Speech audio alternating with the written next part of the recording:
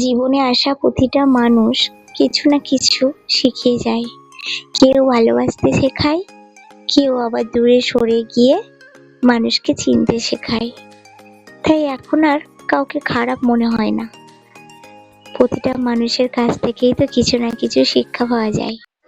Hello everyone, আসসালামু আলাইকুম। কেমন আছো সবাই?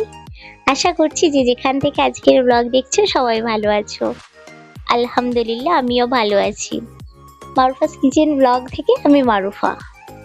এখন বাজে ঘড়িতে 7টার মতো। দেখো 2 কাপ লিকার চা আদা দিয়ে বানিয়ে নিয়েছি। আর এই আদা দিয়ে চাটা সকালবেলায় খেলে খুব ভালো লাগে জানো। আবার আমার একটু হালকা করে গলা ব্যথা হয়েছে। তো এখন আমি করব রান্না। যেহেতু চা খাওয়া হয়ে গেছে, চা খেয়ে রান্নাটা বসিয়ে দিই। ওই 7:30টার মধ্যে রান্নাটা বসিয়ে দিতে হয় জানো, না হলে আবার হয়ে ওঠে না 8:30টার মধ্যে। তাই চলো এখন রান্না করব। তো আজকে কলমি শাক ভাজা করব ভাবছি। আর তাই কলমি শাকগুলোকে আমি ঘুম থেকে সকালে উঠে যখন বাসি কাজ সারলাম, তখন শাকটাকে ভালো করে পরিষ্কার করে ধুয়ে জল ঝাড়তে দিয়েছিলাম।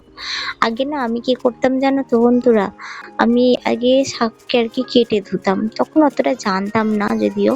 কিন্তু আমার মনে হয় শাককে কেটে ধোয়ার আগে শাককে মানে গোটা ধুয়ে নিলে খুব পরিষ্কার হয়, খুব ভালো পরিষ্কার থাকে কিন্তু শাকটা। তাই আমি এখন করে যখন দেখছি যে এটা করলে বেশি ভালো হয়, তো তখন এটাই করি, শাকটাকে গোটা ধুয়ে নিই। সাথে দেখো কয়েকটা রসুন গোটাকেও আর কি ধুয়ে রেখেছিলাম, সেটাকে থেতো করে নিলাম। আর একটু পেঁয়াজ একটু লঙ্কা দেবো। আজকে একটু শুকনো লঙ্কা দিয়ে শাকটা ভাজা করব। তার জন্য একটু ভারী করে তেল দিয়ে দিচ্ছি, যদিও খুব ভারী তেল খাই না, তো দিলাম আর কি, যেহেতু ভাজা হবে শাকটা সেই জন্য একটু তেল দিলাম। সাথে একটু গোটা জিরে, শুকনো লঙ্কা আর পেঁয়াজ কুচি দিয়ে দিলাম। দিয়ে হালকা করে নাড়াচাড়া করে একটু রসুন কুচি দিয়ে দিলাম। রসুনটা কুচিই বলবো, কারণ আদা থেতো করেছি আমি, বেশি থেতো করিনি। বেশি থেতো করে দিলে রসুন গালে লাগে না, তো শাকের সঙ্গে ভালো লাগে না খেতে। তো দেখো শাকটা দিয়ে দিলাম, দিয়ে এবার ভালো করে নাড়াচাড়া করে নেব। করে একটু হালকা করে ঢাকা দিয়ে ভেজে নিলে কিন্তু রেডি হয়ে যাবে। সাথে একটু তো লবণ অ্যাড করব। আর এদিকে দেখো পটল আলুটাকে আমি একটুখানি ছিলে নিচ্ছি। পটল আলুর একটা তরকারি বানাবো। তো চলো রান্না বান্না করি, সাথে তোমাদের সাথে একটু গল্পও করা যাক। আজকে না মাথার ভেতরে অনেকগুলো কাজ নিয়ে তোমাদের সাথে নিয়ে ব্লগটা শুরু করেছি জানো। কাজ এটাই নিয়ে এসেছি যে রান্না বান্না করব আজকে, সাথে আজকে একটু ঘর বাড়িগুলো ক্লিন করব। অনেকদিন থেকে ভাবছি ঘর বাড়িগুলো ক্লিন করব, করা হচ্ছে না। অনেকদিন বলতে এই মিনিমাম 3-20 আগে হয়তো একবার করেছিলাম, 20-25 দিন আগে একবার পুরো ডিপ ক্লিন করেছিলাম বাড়িটাকে। তো এখন আবার আজকে করব, কারণ সামনেই তো আমাদের ঈদ, কুরবানির ঈদ চলে আসছে। আর এবছর যেহেতু মানে সবাই তো জানো, কম বেশি নিউজ সবাই দেখছো, তো সেই জন্য মনে হচ্ছে আমাদের কোরবানি হবে কি না হবে আমি এখনো বলতে পারছি না। তো সে যদি হয় কোরবানি তবেই আমরা গ্রামের বাড়িতে যাব, আর তা নাহলে কিন্তু আমরা যাব না। কারণ সিমরার বাবার ছুটি নেই, একদিন মাত্র ছুটি। আর এত বীভৎস গরম পড়েছে, ওর ইচ্ছে নেই যাওয়ার। তো দেখা যাক কি হয়, প্রতি বছরই তো এরকম বলা হয়, তারপর আবার চলে যাওয়া হয়।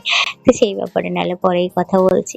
কিন্তু তবুও আমি মানে ঈদেতে এখানে থাকি বা কি না থাকি, আমি কিন্তু এখানে ঘর বাড়িগুলোকে একদম ডিপ ক্লিন করে রেখে যাই, আবার সেখানে গিয়ে করি জানো তো, এই কাজ আমার। তো কি আর করা যাবে। কি বলতো, জীবনে আসা প্রতিটা মুহূর্ত, প্রতিটা সেকেন্ড আমাদের জীবনে অনেক অনেক বেশি মূল্যবান।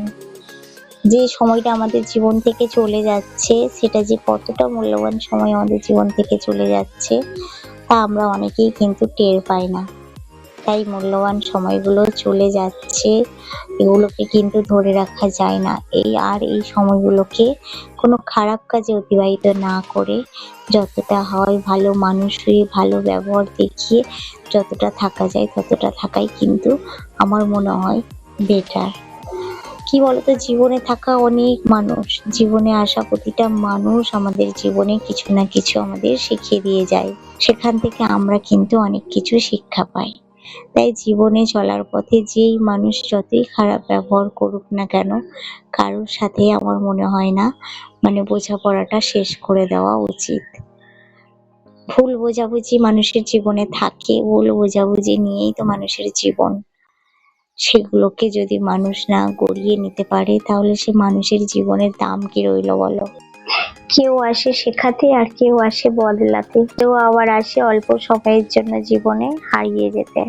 কিছু মানুষ তো জীবনে এমনও এসেছে যাদের জন্য ভালো খারাপ বিচারটাও করতে পেরেছি, ভালো খারাপ মানুষকে চিনতে পেরেছি। আবার দেখবে কিছু মানুষ এমন নীরবে এসে তোমার এতটাই সাহায্য করে যেটা কেউ আঁচও পায় না। কিছু মানুষ শব্দ না করেই ভরসা হয়ে ওঠে। তাই জীবনে আসা প্রতিটা মানুষের গুরুত্ব দেওয়াটা খুবই দরকার। তাই আজ আর কাউকে দোষ দিতে ইচ্ছে করে না।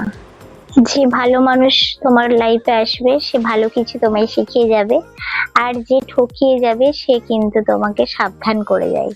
তোমরা তো দেখলে সিমরা পাপা টিফিন রেডি করে দিলাম, পটল আলু মাছ হলো, কলমি শাক ভাজা। তো সিমরার পাপা টিফিন রেডি করে দিতে ও চলে গেছে। আমি তারপরে আমার জন্য একটু বাটার টোস্ট আর চা করে নিলাম, যেটা আমার আর কি একদম মানে প্রিয় খাবার। তো যাই হোক করে নিয়ে তারপরে দেখো চলে এসেছি এখন ঝাড়ু হাতে নিয়ে। আমি এখন ঝোল ঝাড়ুদার হয়ে গেছি। আর চলো ঘর বাড়িগুলো সুন্দর করে ক্লিন করব। অনেকটাই তো বড় ব্যাপার, অনেকটাই মানে ঘর বাড়ি ক্লিন করাটা মানে অনেক বড় ব্যাপার, কারণ সমস্ত কিছু সরিয়ে ক্লিন করার ব্যাপার আছে যেটাকে বলা হয় ডিপ ক্লিন। তো এটা করতে সময় লাগবে, তার জন্য আমি ভিডিওটা অন রেখে আর করলাম না। সমস্ত কাজ গুছিয়ে চান ধান করে চলে এসেছি, বেডশিট গুলোও পেতে নিয়েছি, কারণ এই গরমে ভিডিও অন করে করে যদি আমি কাজগুলো করতাম না বন্ধুরা, 5টা 6টা বেজে যেত, কারণ অনেক কাজ বার করে ফেলেছিলাম। এখনই বাজে প্রায় 5:30টার মতো। তো আমার সব কাজ কমপ্লিট, খাওয়া দাওয়া কমপ্লিট, বিছানার বেড কভার পাতাও কমপ্লিট। এবার আমি করছি যেটা, বালিশের কভার গুলো লাগিয়ে নিচ্ছি। মানে এই ঘর বাড়ি পরিষ্কার করলে এত কাজ বেরোয়, এত কিছু ধোয়ার হয়ে গিয়েছিল, অনেক কিছু ধুয়ে দিয়েছি। তো মানে খিড়কি পুরো ভর্তি হয়ে গেছে। তো চলো একবার দেখাই তোমাদের, দেখো। আর মানে সত্যি কথা বলতে ক্লিন করাটা যতটাই কষ্ট হয়, করার পরে যে সেটা কিন্তু একটা শান্তিপূর্ণ জায়গা হয়ে ওঠে। তো দেখো আমরা সুন্দর করে সব খাটের তলা টলা একদম ভালো করে পরিষ্কার করে নিয়েছি। 3টে 4টে ফ্যান সব পরিষ্কার করা হয়েছে। তো ভীষণ একটা সুন্দর ফ্রেশ হয়ে গেছে আমার রুম গুলো সব। আর এখানে সব বেডশিট গুলো ধুয়ে দিয়েছি। তো শরীর আর বইছে না, এবার একটু রেস্ট নেব।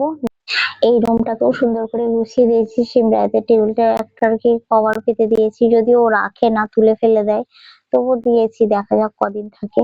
আর এই দেখো গাছগুলোতে সকালে জল দিয়েছিলাম, এত গরম পড়েছে তো সঙ্গে সঙ্গে টেনে নিচ্ছে। তো যাই হোক এবার বাইরেটাই চলে এসেছি, বাইরে এই কভারটা লাগিয়ে নিচ্ছি কুশনের। তো চলো সমস্ত কাজ আমার কমপ্লিট হয়ে গেছে। আর তোমাদের সাথে একবার কিচেনটা শেয়ার করে নি। কিচেন আজকে ক্লিন করেছি, কি সুন্দর লাগছে দেখো, পুরো একদম মানে খুব সুন্দর করে ক্লিন করা হয়ে গেছে। আর কিচেনে যে মানি প্ল্যান্ট গাছগুলো আছে না, এগুলো ডালপালা এত বেড়ে গেছে, ভাবছি অনেকদিন থেকেই যে মানি প্ল্যান্ট গাছটার একটা ব্যবস্থা নেব, সে আর সময় হয়ে উঠছে না জানো। এবার ভাবছি একদিন মানে গাছগুলোর ব্যবস্থা নেব। তো চলো আপাতত এখন ঘর বাড়ি ক্লিন, সবকিছু কমপ্লিট, এখন একটু রেস্ট নেব।